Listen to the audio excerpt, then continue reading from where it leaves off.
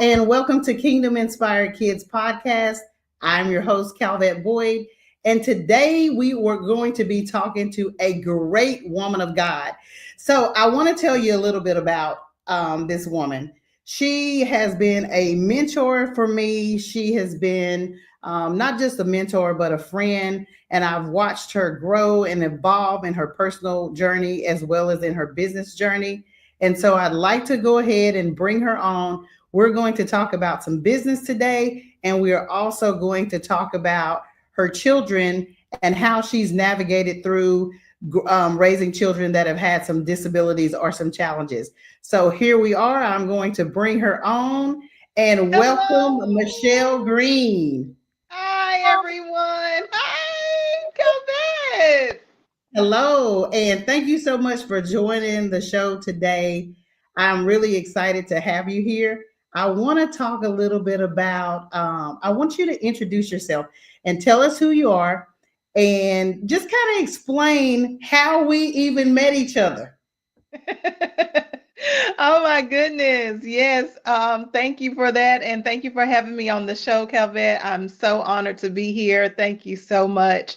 I am Michelle Green, and I am a business owner of over 35, almost 35 years. I started out as a financial advisor. I also started a credit repair business, and it is Kingdom Builders Credit Repair. And that's kind of how we met. And then I opened up a nonprofit organization called Kingdom Builders Community Development Center for financial literacy to people who are less fortunate, and being able to help them to get resumes done and get jobs and have job placement, as well as open up businesses and do their own thing.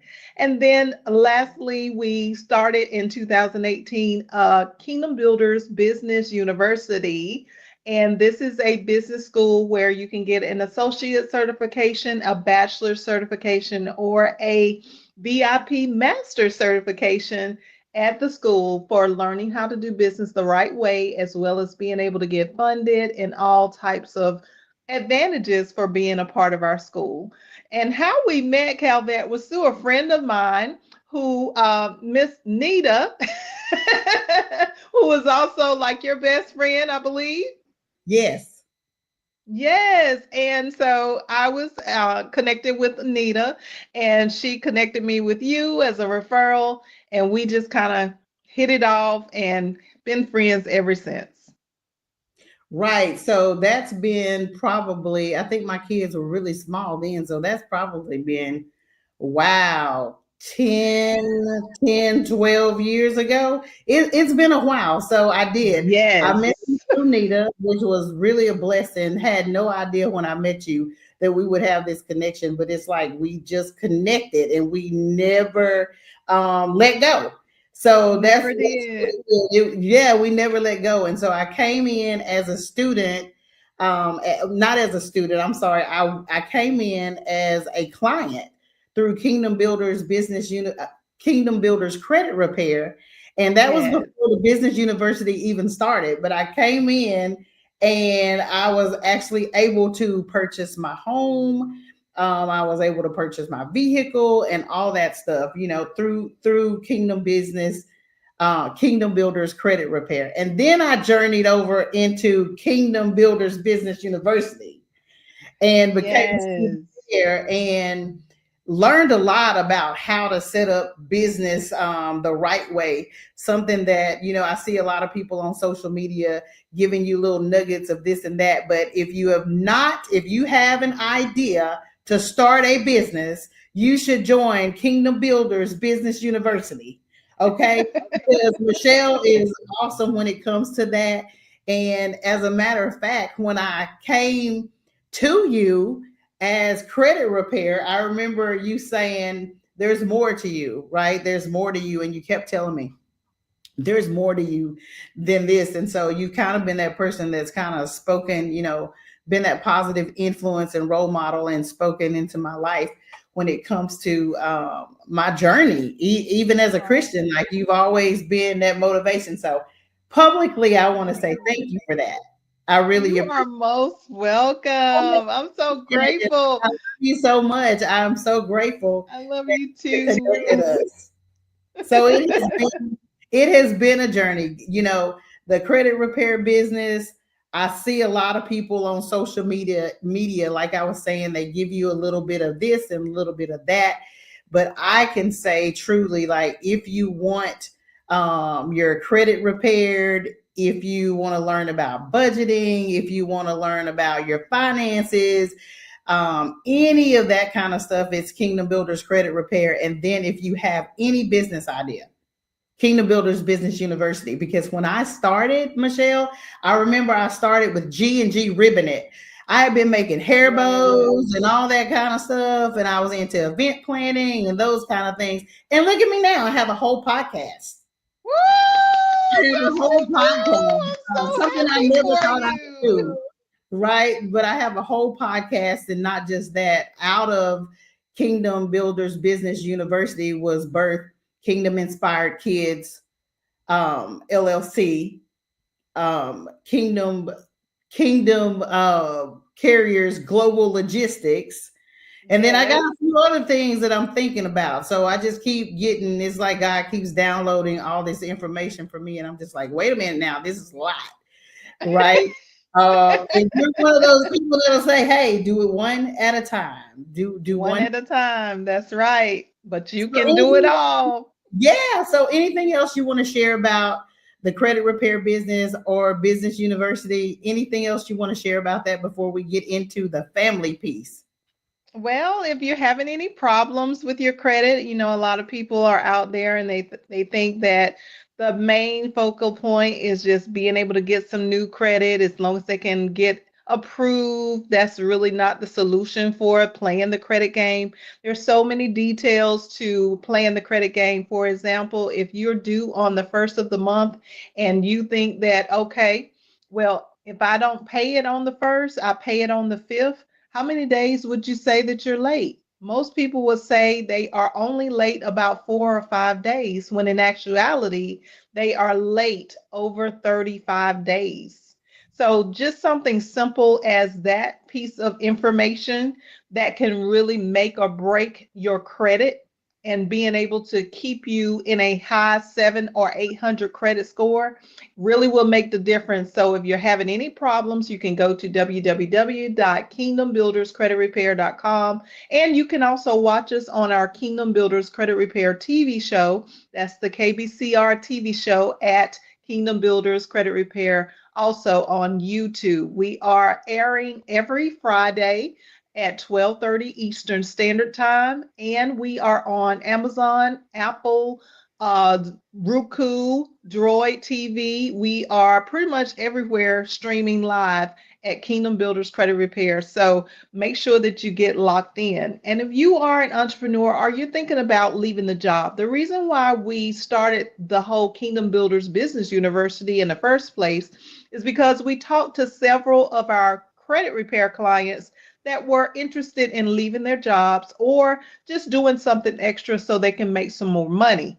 And that was you also, Calvet. So It we was. wanted to, yeah. So what we do at Kingdom Builders Business University, if you're thinking about an idea, if you don't have the idea formed yet, or if you're already in full-blown operation, you have your company and you're working it, but you know that there are some things that are missing, then all we carry you all the way through from beginning to end with your business. That means that we do setup, we handle all the legal matters, copyrights, trademarks, contract agreements, insurance, taxes, banking, anything that you can think of as it relates to setting up your business properly, making sure that you are legit by legal ramifications.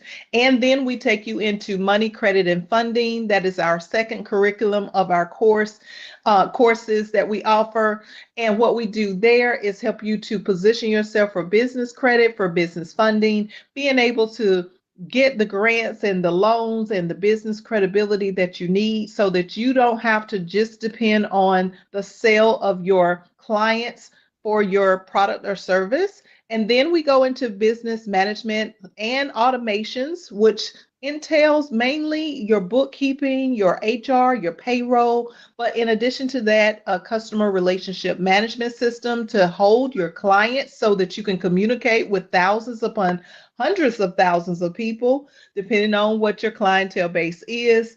And then we also teach you how to set up systems like coaching, as well as if you are trying to be, let's say, start a course. We help you to do all of those things in the business school. And the last course that we have in the curriculum is marketing, media, and sales. And we know that most people, when they start their business, they want to get out into that marketing media and make a sale, but that's the last thing that you should be thinking about doing when it comes to getting your business in the right position. Why? Because if everything else is not in place, then the lenders, the people who will give you the grants, the money, and even your clientele, if they don't see that you have a solid foundation, they're not interested.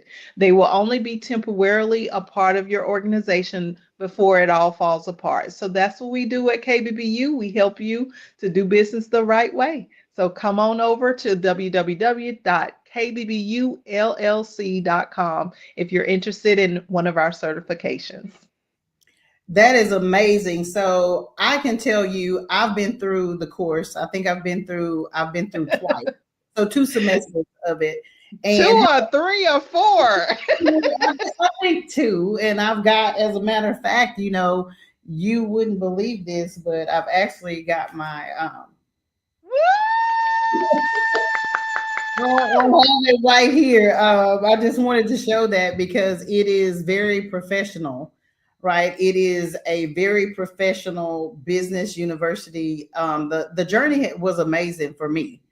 If Oh, thank you have you. gone through KBBU and your business is not set up correctly, it is definitely because you did. It is not because you didn't get the information. It is because you didn't follow the instructions. And I can tell you, Michelle is all about following the instructions. Yes, What I love yes. KBBU is that this business is not just a business, right? This is a mandate from God. This is an assignment that you're on. And what I love is that anytime you're in KBBU and you start out, there's a prayer and you pray in and you pray out. That's right. Absolutely, How yes. many businesses do that? Not many. And so Not many. not many at all. And so that was inspiration for me. As a matter of fact, when I was looking for names, I'm like, okay, what is the name of my business? Like, what am I doing? Kingdom Inspired Kids, I right? love it. I love it. And so even with the trucking, the kingdom carriers, global logistics, same thing. It's all about the kingdom. So that is It why is. we're here to help build the kingdom of God. We are not just out here just doing something. This is something that we've been called to do. And so Yes, we want to make indeed. sure that we're operating, in excellence and doing what we're supposed to be doing and working as though we're working unto the Lord. So let's shift gears a little bit. Let's talk about your family. Tell me a little bit Yes. about your family and how you and I even got to these conversations. Well, I'm a wife. I've been married for 16 years, 21 years together, to my loving husband. And I have, between us, there are 5 children, one deceased. I started out getting married around the age of 36. And I had 2 girls and my husband had 2 boys. So we brought them together and we made a family. And it worked out very well. The kids got along very good.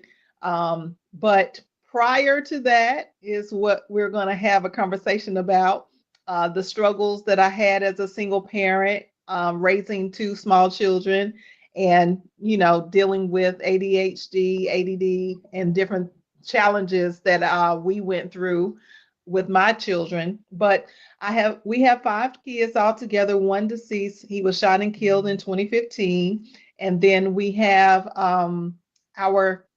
like a set of older children and one together. So our youngest is like 12 years old, but he looks like a grown man. Yes, he does. He's like 5'10" in a size 13 and a half shoe. wearing grown men clothes, and his voice is just now changing.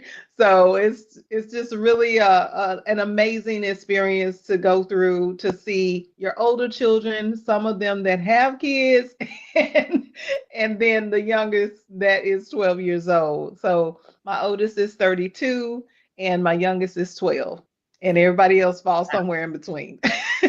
Well, you look amazing. And I remember that journey. Like, I think we had just met when you lost your son. So, Yes. again, I remember that journey and how challenging that was. So, still, I know that that still has to be hard. So, still prayers for that. And I Thank know you. that you're welcome. I know that you are a strong individual. I know that your faith, I know where your faith is, but let's dive into how you learned about mental health with your children. Well, I learned about mental health by default. Um, Years and years and years ago. I'm talking like my grandmother now, but years ago, when my oldest daughter was about 3 years old, we noticed that there were some challenge. I noticed that there were some challenges with her, with the rocking back and forth. Really, around 2 years old, she would sit and rock in the room. Sometimes she would just kind of tap out, kind of zone out.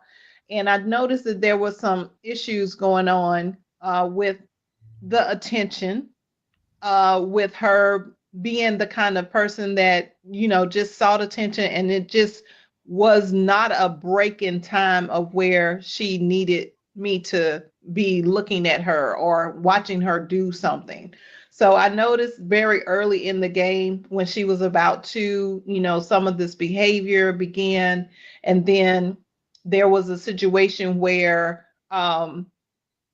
it escalated to the point where we had to start going to the doctor. The doctors wanted to put her on different medications. I come from a family or a household that really did not believe in therapy, did not believe in, putting any children on medication. It was more about disciplining your child and making sure that you, as the parent, were the authority figure and you implemented that very strongly. So it was more so figure it out for yourself and do away with what the doctor is saying. So that's the kind of mindset that I had back then. And being that this was my first child, and even though I had my second child, my youngest daughter, um, she who was actually watching the behavior of my oldest daughter every single moment possible, because they were pretty much inseparable. They were right there together all the time. Their rooms right by each other. So if my oldest did something, my youngest would follow suit. Even if she didn't act it out, she was seeing exactly what was happening. So eventually, I kind of caught that win of her remembering what my oldest daughter was doing as she got older. I would say about 16, 15, 16 is when her actions actually started to show what she knew. Yes, but early in the game, I saw that there was something going on. But, we grow up in a community where people don't really want to admit that there is something going on. We just kind of like deal with it, whatever it is, push it under the rug, and just try to live our life the best as we can in anger.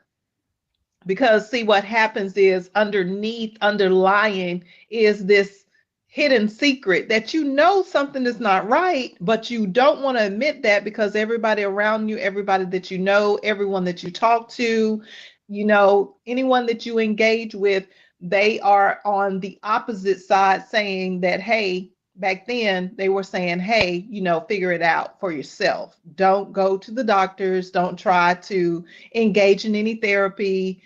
So what I ended up doing, because I really wanted to figure out like what was going on with my daughter, I ended up taking her to therapy. So we did therapy at an early age, but I did see some of the things that the community was saying to me about, You got to be careful because sometimes people will put things in your kid's head. So it was just a challenge. It was very frustrating because you don't have the answers being the first time parent.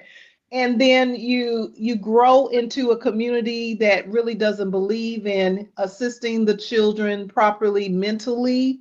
If we have a physical problem, yes, of course, go to the doctor. But if we have a mental problem, something that we cannot see, that is not encouraged in our communities. So what I ended up doing is taking her to therapy. The therapy turned into she needed to be on medication because the school started to see the problems that she was having, the challenges of her acting out, not paying attention, not being able to focus, not being able to be still.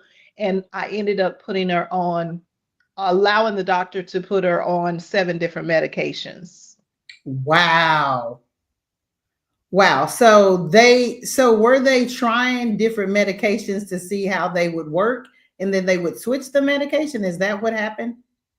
So actually what happened is we started out with one medication to help her to focus, but then there was another medication to implement, a certain type of behavior for her to calm down. And Okay. then we had to what happened is as she grew and she became immune to the medication, then the doctor wanted to add another medication and another medication and another medication. And so we got all the way up to 7 different medications at one time. And yes, of course, in my mind, I'm thinking like that is just way too much. It is ridiculous. I don't see how this is really helping. I would watch my daughter kind of be a zombie 1 minute, and then the next minute she might be wilding out completely. She might just be, having an episode like a temper tantrum times 100. Okay. She could be doing that at school. It could happen in the middle of the day. I would have to get off from work. I would have to go to the school constantly every day, just about every other day, because it was always some kind of a challenge at school or at home. So it really didn't matter where or what time of the day or night it was. It just was going to happen. And that was my life. That was my life. Wow. So I can tell you that as a parent, and I've dealt with that before, sometimes people just don't understand. No, they And don't. there are other parents, there are family members, there are friends that just don't seem to understand the challenges that we go through as parents, but these things are real, right? Yes, These they things are are. real. And in our Very. community, sometimes it appears to me that in our community there are not a lot of people that want to talk about it. And so that Oh, is where no. that hurt, that pain, that disappointment, that being broken is actually where Kingdom Inspired Kids podcast came from, where parents talk, because someone needs to be able to discuss this and help other parents kind of navigate through the uncertainty and the fear and the embarrassment of being a parent. Exactly. So, what were Exactly. some of the biggest challenges you faced, both emotionally and practically, in finding the right support for your kids? Or your Mm. The biggest challenge is I was a single parent, so I was in the dating realm and trying to get someone as a significant other to understand and accept your child acting out, not knowing what's going to happen or when was the biggest challenge. And then, everyone wants to be loved. They want to give their love to someone, so that's just a part of how we're created. And I wanted love just as well. So I got into a 7-year relationship that was very demeaning. It was very, I can't even describe. It was just mentally abusive, I would say. So, on top of the emotional damage that was being done with the relationship, I ended up, also being emotionally damaged with my daughter because who wants as a parent to feel like that something's wrong with your child? Nobody. No parent wants to feel like something's wrong with your child and you have no earthly idea of what it is that's wrong or how to correct the issue. And so my emotions were all over the place because I didn't know what to think. This wasn't something that my family, immediate family, had ever told me that anyone in the family had incurred. So I didn't see anyone in my family to kind of be a guide as to how to resolve the issue. And then I'm in a relationship that I'm really not sure what the intentions of this person was, other than to just kind of mooch off of me because at 23, I bought my own house. That was how I started the whole credit repair business in the first place, was from my own work for myself. So I bought a house at 23, so I had a house.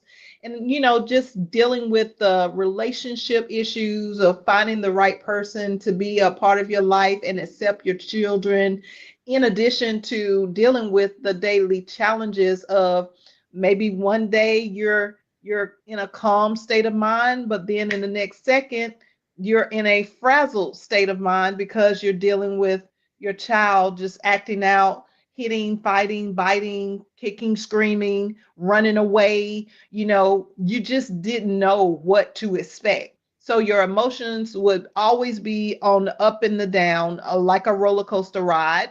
And, it was really challenging, not just for the significant other type of relationship, but also for my family, because my family, immediate family, had not dealt with anyone that was going through that type of scenario, especially from a child perspective. And I was told to just, deal with it. I was told to put her away.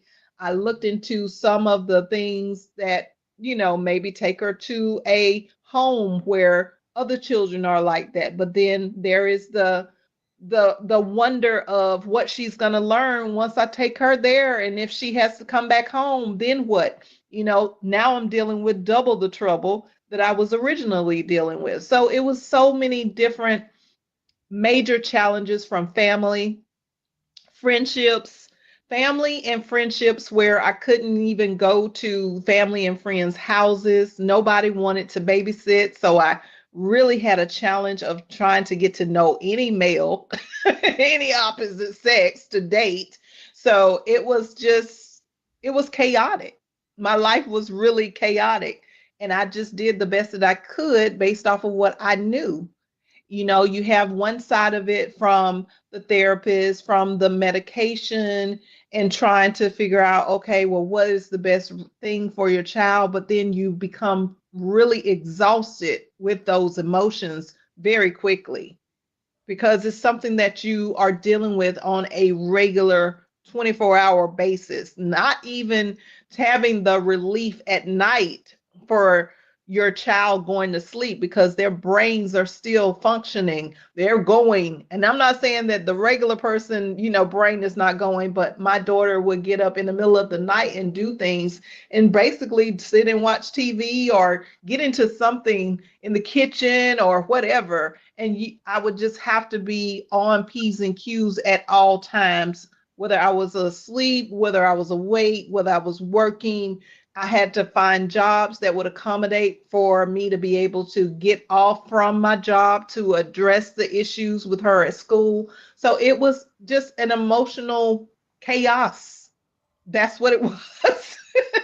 It was chaotic. It was hard. It was very hard because nobody really had the answers. One doctor was saying that my oldest daughter was that she had bipolar, and they couldn't diagnose a child at as having bipolar at that age. So we're talking from age, I would say, from age 5 and up.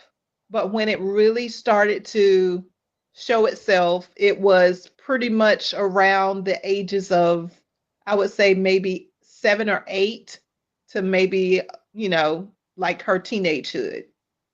Now, the funny thing though, Calvet, is that it's not really funny, but the strange thing that happened is, and that's why I tell people all the time, your faith is everything. Like, you really got to have a strong faith. At the age of 12, I decided that I had enough with the medication, so I took my daughter off of all 7 medications. At Just one cold time? turkey at one time. I just threw them out, flushed them down the toilet. I said, I'm done with the medication. I'm not doing any of that anymore. So I cold turkey took her off of everything at one time. And Wow. she has never been on any medication since then. Wow. Okay. But let me say that did not eliminate the problems, but I will say that prayer does work. Because if you look at her life now, you would not believe that she was the same person if you knew her back then. If you knew her back then, you would have no clue. You would think it was two totally different individuals, because it was a challenge to walk through those things with her, trying to get her to sit still, get her to calm down, get her to focus, get her to, just understand how to function as a person. And being at the age of like 7, 8, and up to 12, that was challenging in one way of hoping that your child would just kind of snap into being a normal person, but that didn't happen. And then the medication just really putting her in a trance almost.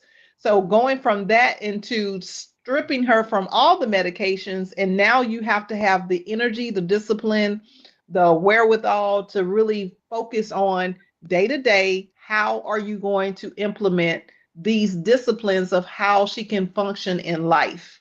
So we had to do an IEP program. So to make sure that she did not get suspended from school permanently, which I didn't know anything about that. That was just something that was suggested to me by one of the teachers.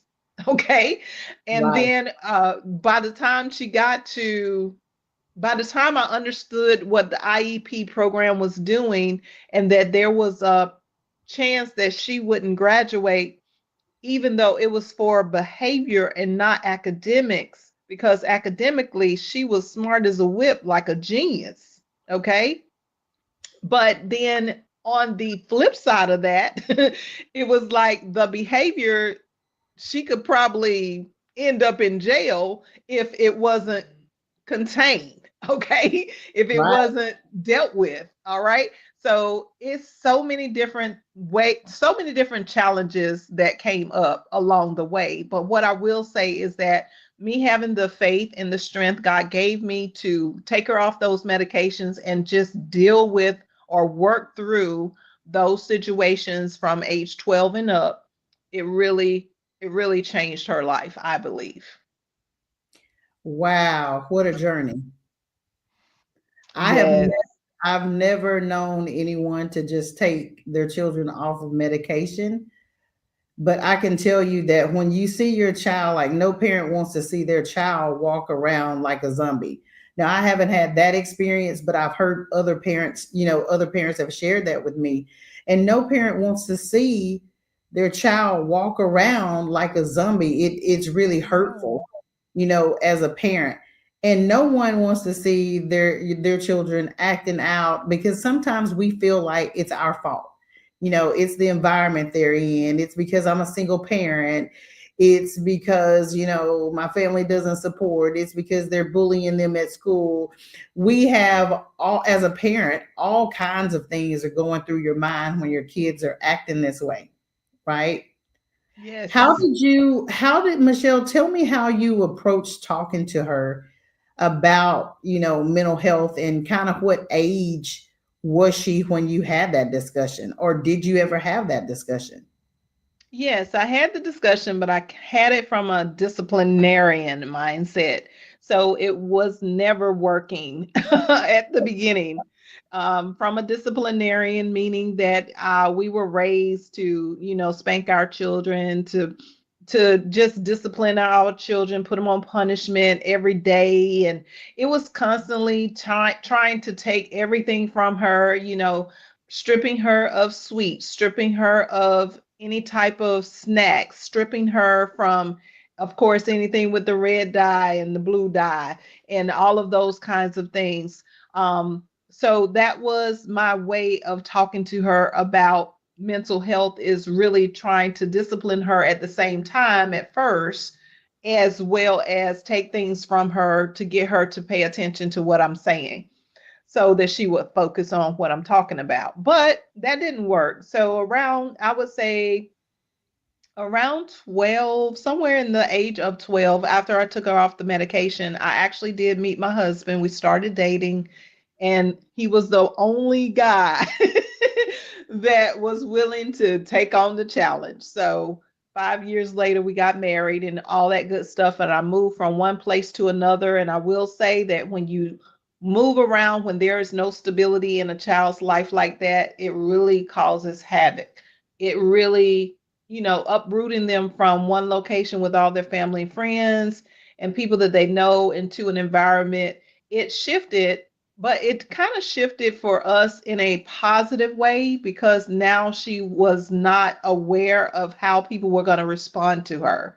So it was at first, when we first moved to the new location, which was about 2 hours away from where we were, new town, new area, new people, new environment, everything new.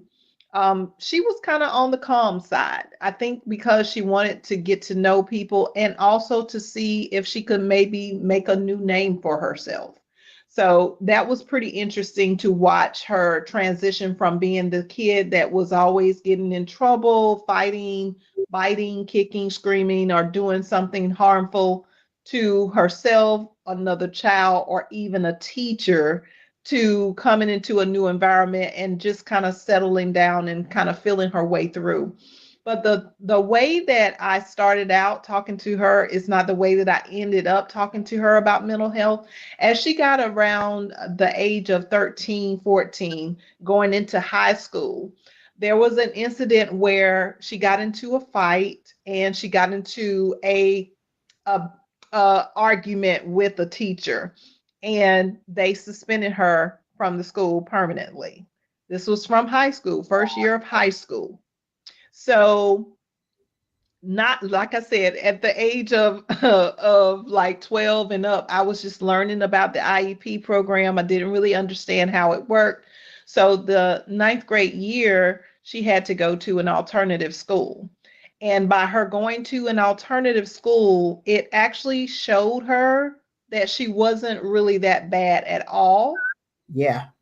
And it also allowed me the opportunity to then be able to help her to see that there is a difference between the children that really have a problem that need medication versus are you able to control your emotions through just not fighting, just not, acting out in the way that you act out, not cursing somebody out that is supposed to be teaching you, not fighting a principal or an adult, she began to really understand then after she went through the alternative school and she had to ride the short bus, I call it. Okay. She had to ride the short bus, and we know what that is. I'm not trying to be funny about anything, but after she had that experience for the remaining of that school year, it was like she became a whole different person. She was very interested in the perspective of how people viewed her. She didn't want people to see her as someone that was crazy. She didn't want people to see her as someone that had any issues. So, what happened is we ended up finding out that the IEP program allowed her to stay in school, even though she finished her last year of ninth grade in the alternative school. We found out over the summer that they never should have suspended her because she was protected under the program. But because we didn't know, we didn't know. So we got her back in school. So 10th grade through 12th grade, she's gone through her bachelor's degree and even gotten her master's degree in acting. So this has resulted in her coming back to school from the alternative school and realizing, like, okay, do I want to be viewed as this type of person or do I want to be viewed as a regular normal person? And what happened is we worked together, we began to talk about, different scenarios of what she wanted her life to look like. And so I put her in acting school, modeling school, And it kind of just shifted her whole mindset about who she wanted to become. So then it was more of a conversation instead of a disciplinary action that I had to take forcefully to try to get her to wake up and see, like, is this really the how you want people to see you for the rest of your life, or do you want to change and shift that? So she also got into not just modeling and acting, but she got into soccer and dealt with some challenges of bullying there, from not from her bullying, but people bullying her and her realizing, like, I don't really fit in here. And so that really shifted her mindset to decide, I don't want to be the person that I have been. I want to change my outlook on my life and I want to be somebody different. So we were able to then kind of grow from that stage of, okay, it's no longer about just punishing and disciplinating her, but it's more about who do you want to be? And so we just cultivated the relationship that way. Now, I can't say that it was just peaches and cream because we still had some issues of her running away and different things like that. But overall, that was her turning point, was 10th grade, about 15 years old, and deciding that she didn't want to be the person that she was viewed as in elementary and middle school. So do you think that the biggest, what I'm hearing is the biggest part of her transition was the move and being taken off the medication? Absolutely. I definitely think that had everything to do with it. Like I said, I don't recommend that for everybody. You got to have the energy, you got to have the foundation in a higher power. Okay. You have to have something that is bigger and better than you, okay, to stand on, because it was very challenging. It was very, very challenging. My husband to be at the time, which is now my husband, there was time where he had to watch her and some challenges that he had to deal with, and my youngest daughter growing up watching all of the things that had happened prior, then led her into, some challenges in her mind, mentally seeing all of that. And so she started acting out. So it was like one child was good from the move and the change of going to high school and having the experience of going to an alternative school and actually being around children that were not acting the way that she was acting, but worse. And she just kind of woke up. And then I started dealing with my younger daughter that had a different type of challenges. Okay, let's just say that her challenges were more so socializing. She was more so like a social butterfly, but she had seen so many things. And then, being a parent, especially if you have multiple children in your household, but you're dealing with one child, a lot of the focus goes on that one kid, and you don't have the opportunity to really pour much energy into the other child. So that became a problem.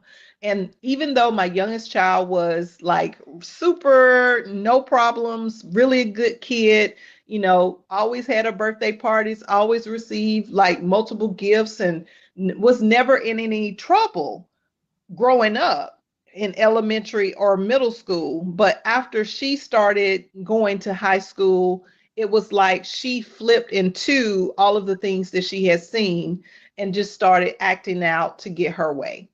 So Okay. then we dealt with some other type of mental challenges with her, even up to, I would say her early 20s. Wow.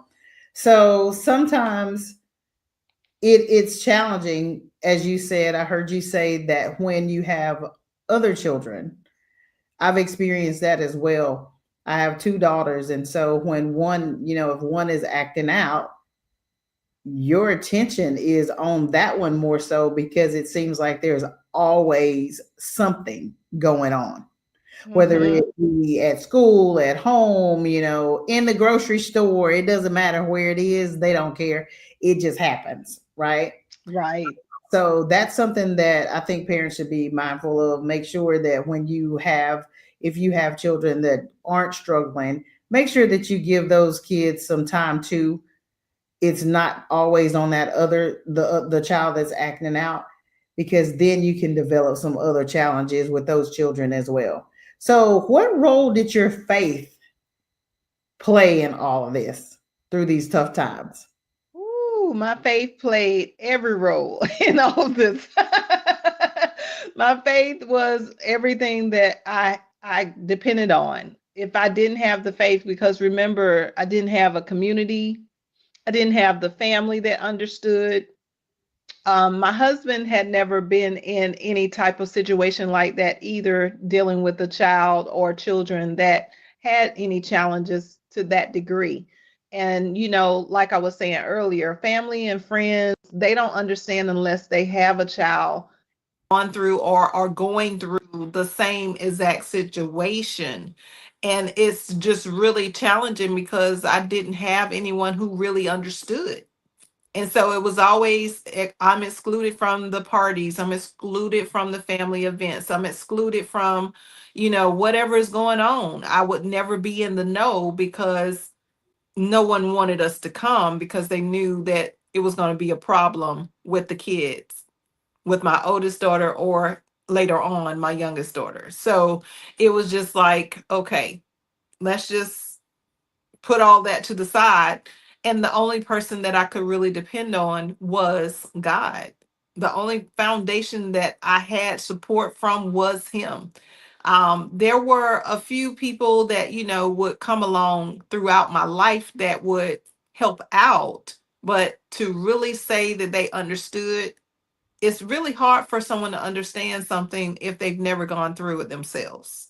So it's Absolutely. kind of like, somebody trying to tell somebody how to do something, but you never experienced doing it yourself. Like, that's kind of off. Like, how can I depend on something that you're just telling me about in theory that's not an actual experience that you know about? So it was hard to look to other people or other things to really give me what I needed to have replenished myself for what I needed in order for me to keep going as a mother, as a to be wife, and to take on a new set of children and not really knowing what to expect with the kids coming together.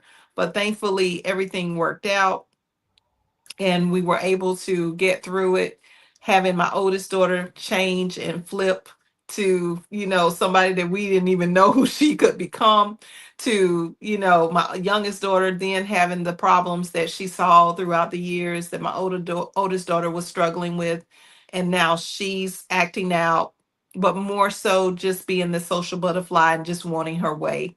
I would say some of that was related to just being spoiled, and having her way in her younger years. But the faith was everything. I had to stand on God. Like, there was nothing else. There was nobody else. So going to God about every single situation, going to God about my relationship, going to God about my work, going to God about my children, going to God about myself, and not really understanding what exactly I needed to do with my own life and how would I get to the goals and aspirations that He had set for me. Like, I had to fully depend on Him. I didn't have another way out or someone I could just go to and call on and say, hey, well, how do you handle this problem? And I think that so many times the reason why we feel empty with God in our faith, in our belief, is because we aren't giving Him everything. We aren't going to God with all of it. We're kind of like holding back and keeping it a secret. Or it's kind of like we just want to hold tight to what it is that we think that we know and understand. And we're not open to receiving something different because that means that we'll have to change. And so many of us just want to stay the same, and we want to just hold tight to, okay, what was. But the biggest thing that I learned throughout this whole process with my kids and the challenges that I had with them growing up is that change is going to come whether you want it to or not. Right. Right. So my faith is everything. It still is everything. I walk by faith, not by sight. I don't go by the things that I see. I don't go by the things that people tell me. I don't go by the things that I hear. I don't go by just some random thought that pops up in my head from me watching a Netflix show. I go by what God's word says, and I stand on that. And it has gotten me through so much in my life to allow me to be the person that I am today. That's That's amazing. amazing. So, Michelle, So, tell me Michelle, how tell you me care for yourself for while you yourself were how you going through go all through this. all this. I'm sorry, I didn't hear you. Tell me how you Tell cared me for how yourself you cared while for you were going through all of going this. through all of this. How did I care for myself? Yeah. Yeah. I didn't. Well, let me take that back. I was brought up in a household where we always got up, we made our beds, we brushed our teeth, washed our faces. I was brought up in a household where you put on clothes, you just don't sit around and, just look any kind of way. You look decent in case company comes over. We lived in the country with my grandparents, my mom and I, and I was the only child on my mom's side, but on my dad's side, it's like 17 of us. So I grew up around my mom's side of the family in my grandparents' household. So if you have a grandparent, that was born in the 20s, 1920s, you know that you had regulations, rules, and things that you had to live by, and you just couldn't get up and do anything and everything. So I took care of myself for the most basic necessities. One of the things that has always been a challenge, and I'm sure is for most, is the eating habits. The eating habits were poor because I was raised in a household where you just kind of fend for yourself, but you eat whatever is there. So eating whatever is there does not necessarily mean that you eat healthy. So my health wasn't the greatest. And over the years, I've probably gone through about 5 different surgeries to try to get my health intact. But the bottom line about health is what you put in your mouth. So, you know, that's something that was always a challenge. Um, Taking care of myself from the perspective of getting up and having on some clothes and looking decent, going out in public and all of that. Yes, I was taking care of myself always in that manner, but mentally didn't take care of myself, mentally didn't really know how to handle mental challenges that I was facing. So that's why I say that my faith was everything, because I stand on God's word. Every time I had a challenge mentally, I would go and seek out God's counsel. I didn't go to therapy unless it was a forceful thing that I had to do. Um, I have been in therapy, though. I have been in several different kinds of therapy, but it wasn't by really my choice. So I can't really say that I personally intentionally took care of my mental health. I think that it just kind of happened that by standing on God's word mentally, eventually things just started to come together. My mind became more stable as I continued in my faith and trusting Him.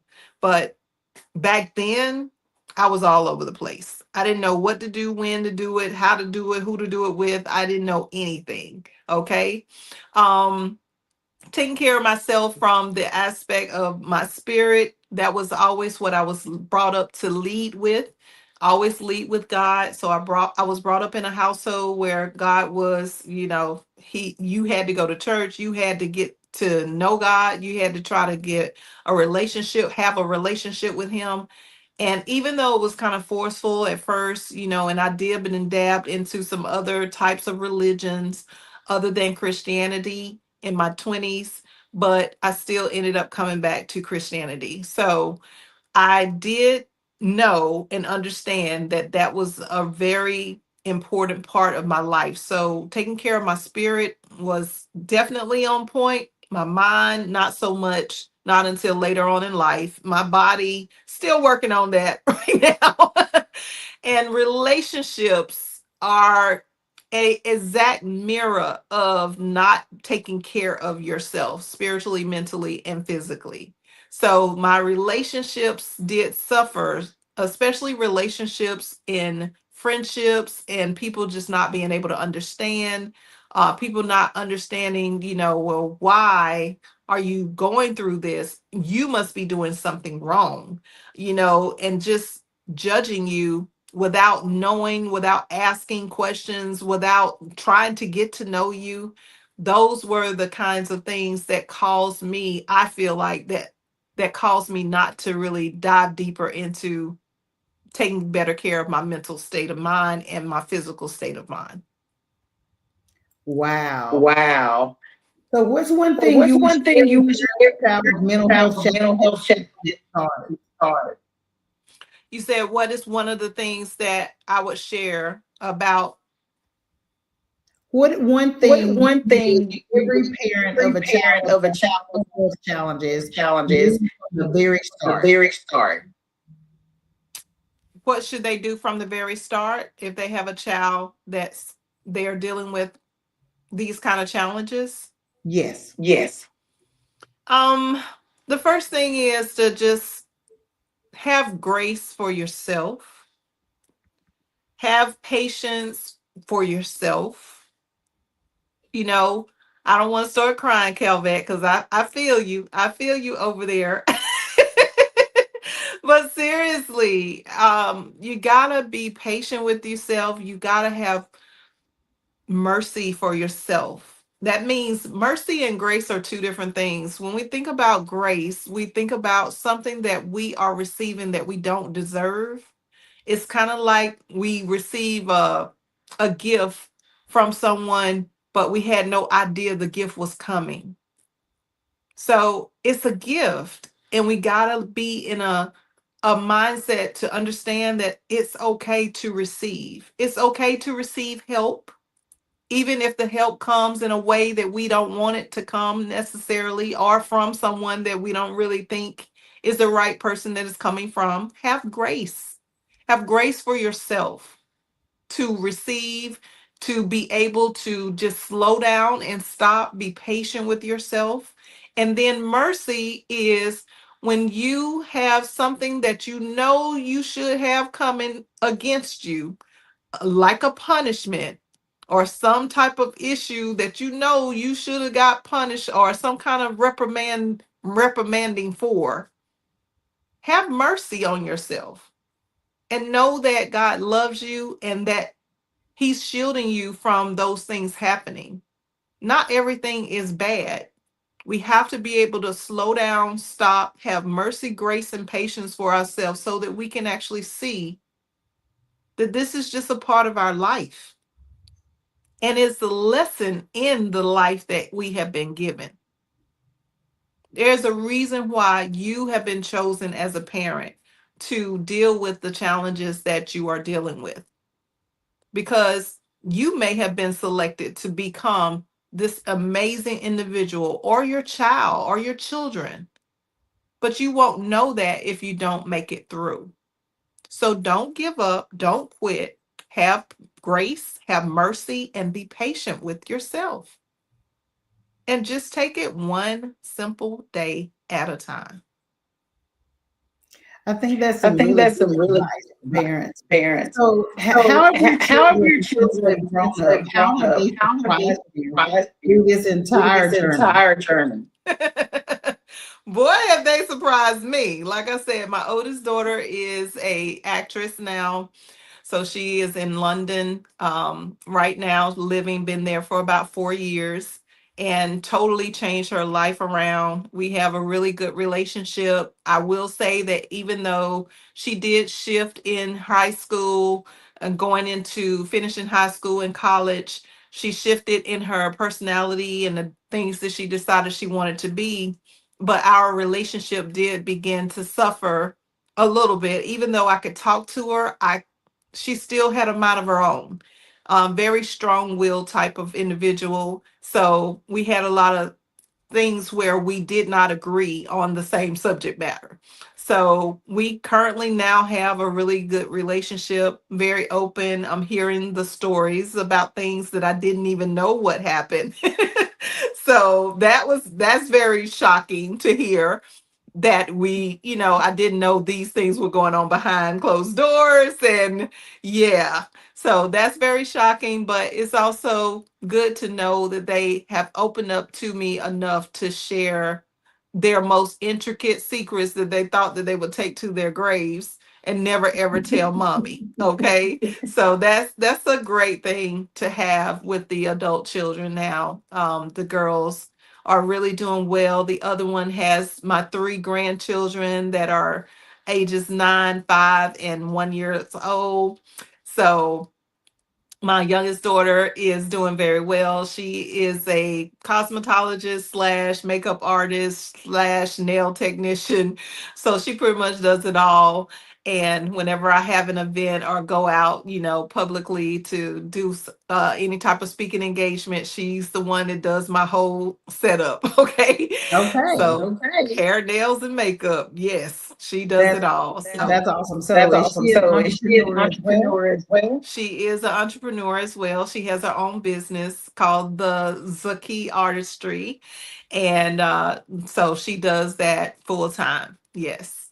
So every it's really shocking to see like how they have really transformed into these beautiful, amazing women that are really driven, passionate about the things that they believe in, passionate about their work, passionate about their health because both of them are vegan now and they don't eat meat. They don't eat anything animal products. So it's just amazing to watch like they've taken care of their spirit, their minds, and their bodies, and they're both in relationships, very long-term committed relationships right now. So they are doing really amazing.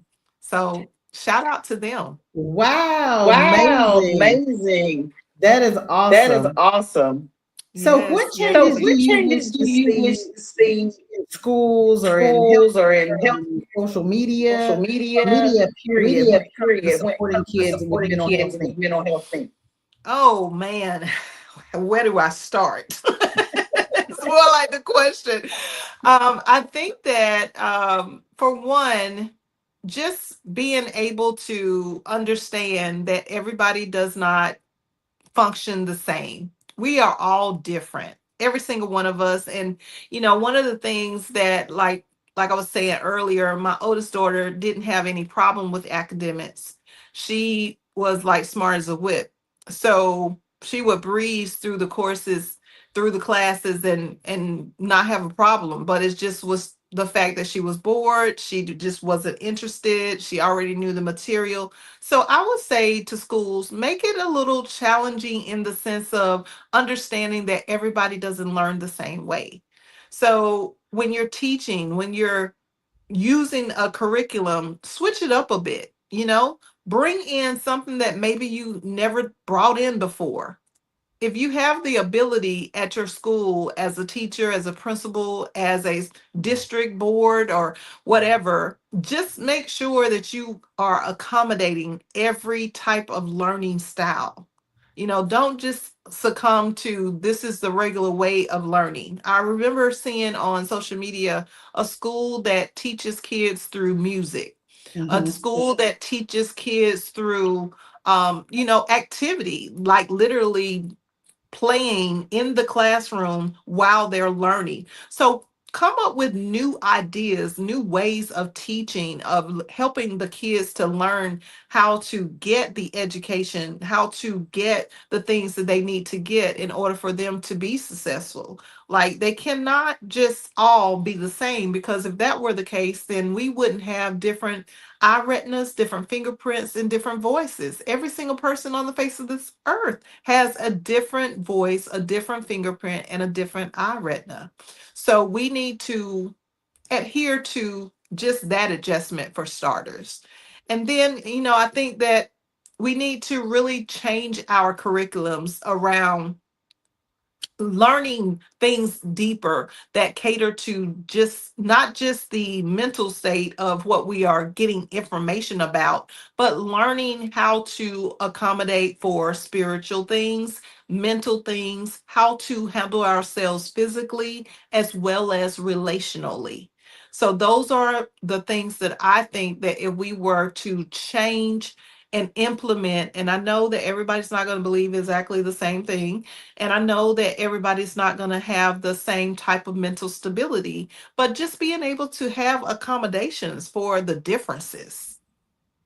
Because we are different. We're all different. And learning how to handle our bodies, how to handle our relationships, I don't think it's enough of that. I think that we just kind of depend on social media to lead us in the relationships. And then we get into Yeah. relationships, and the kids are in relationships and in elementary school talking about boyfriends and girlfriends. And I'm like, Yes. wait a minute. Like, what is this?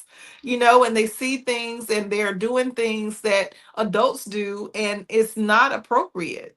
And I Yeah. think that we need to start earlier, and we just need to change the curriculum to cater to more than just information. Just instead of just learning how to do something or really going into a deeper depth of whys in order for us to be able to have a better school system for our kids. I think I that think that something you touched something on you touched earlier on was earlier the was the IEP. IE. A lot of parents A lot aren't of aware of parents that, aren't or aware not of that aware of or their not 50 aware. that they can have a 504 plan. So those are things that are really important. And I love what you said about we need to basically schools, healthcare, social media, we need to shift, right? Because right now God is shifting things. The world is not like it was Yes. when it was COVID. And so when COVID happened, we had to learn and we had to shift and we had to do things different. And so that's the same way our schools, healthcare, and media, for me, my thought process is they need to shift as well. So I love what you said. We need to accommodate all learning styles. It's not just about um one learning style, and that's even on jobs when it comes to them going to work, or even us going to work. Everyone's different. So I worked for a company that would actually ask, what is your learning style, before they went into Wow. training. And so that was something that it was easier for them to learn, and it built that relationship with their trainer, because that trainer was training based on that individual's learning style. Wow, that is so good. I love that because it's necessary. We are different, and then we should embrace our differences instead of judging or shunning our differences. It starts at the beginning when we are born. We teach each other that our differences are bad instead Right, of embracing the fact that we're all human and we were right, not designed to be exactly the same. If that were the case, it would be a cookie cutter nation. It'll be a cookie cutter world. Okay. right. Right. And you mentioned that, and it reminds me of you and I had a conversation. This was during KBBU, and you were saying that, you do business with, you know, people from all backgrounds, right? From all different beliefs. And I remember there being a conversation about there was a business that, some people might not have wanted to done business with this individual because um it wasn't something that they felt like it was appropriate. But how you took that difference and you learned so much from that business owner that you would not have known if you had said, "Oh, I'm a believer and I am not dabbling with that." You didn't do that. Yes. So you embrace their Yes. differences. And I remember that conversation. So thank you for sharing that. So, how can listeners support parents and kids going through similar situations? How can you support if you're not in that situation? Just be there.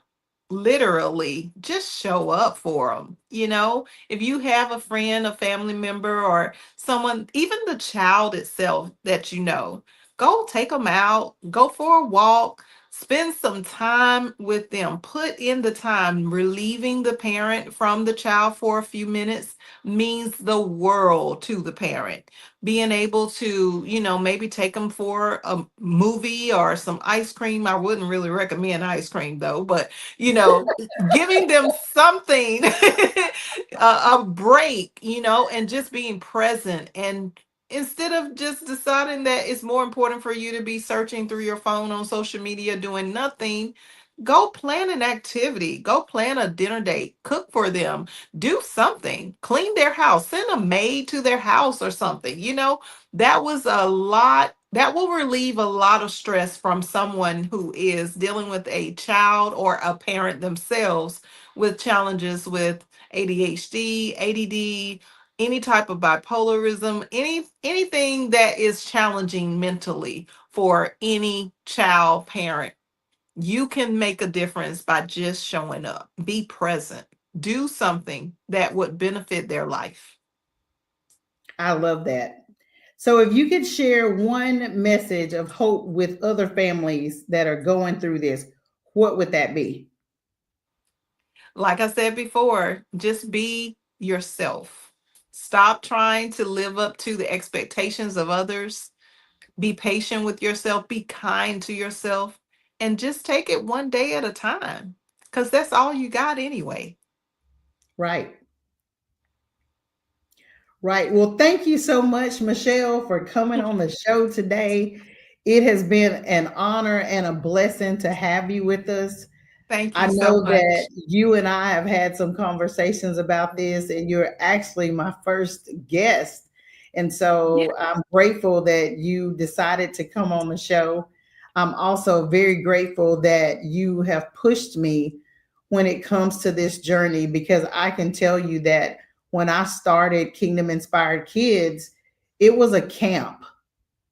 Then it became a hotline so that parents could call in and talk, and have a conversation with someone while they were going through, maybe their child is acting up and they need to speak to someone.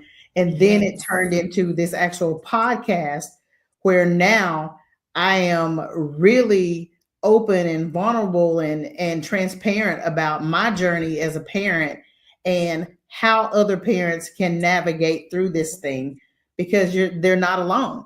And I Yeah. feel like a lot of times parents think that they are alone, but they are not alone.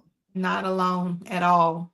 There are so many of us that are dealing with the same issue all across the entire world, but we just don't talk about it. So Right. don't be ashamed. Don't be ashamed. Just be Do who you not are. do not be ashamed. Know that you have a support system. That is why we're here. Michelle, before we leave today, go ahead and give them your contact information again. Sure. So if you're interested in credit repair services, that's going to be www.kingdombuilderscreditrepair. That's builders with an S. And you can also call us at 844-522-7552, or email us at info@kbcrllc.com. If you are interested in the Business University, you can also go to www.kbbullc.com. And you can call us at 855-522-8552, or email us at info@kbbullc.com. And if you are interested in our nonprofit services, you can also go to www.kbcdc.org. That stands for Kingdom Builders Community Development Center. So that will be www.kbcdc.org is the website, or you can also call us at 877-855-2232, or you can email us at info@kbcdc.com. All right. All right. Thank you so much, Michelle, for joining us. And I hope you have an amazing rest of your day. Thank you. Thank you for having me, Calvin. I really enjoyed myself. And thank you. And I would love to come back anytime you're ready. Absolutely. Thank you so much. And I'll You are see you most welcome. soon. All right, guys. So you can always watch me live on Wednesday mornings at 7 a.m. Central Time with Kingdom. That's Kingdom Inspired Kids podcast where parents talk. If you'd like to be a guest on the show, you can email me at mail@kikllc.com. I'd love to have you as a guest. Also, you can watch me live on social media, all platforms. So Facebook, Instagram, LinkedIn, YouTube, Twitch, and I would love to see you guys join. So when you're watching the show, please like, comment, subscribe, tell your friends about it, and just support overall. If you know anyone that has a child that has ADD, ADHD, that are going through some challenges, please don't hesitate to tell them about the podcast. I would love to be able to help in any way possible. So, guys, I hope you have a great, amazing rest of your day. And we will see you next Wednesday morning. We'll see you this Wednesday morning live at 7 a.m. Central Time. Have an amazing rest of your day.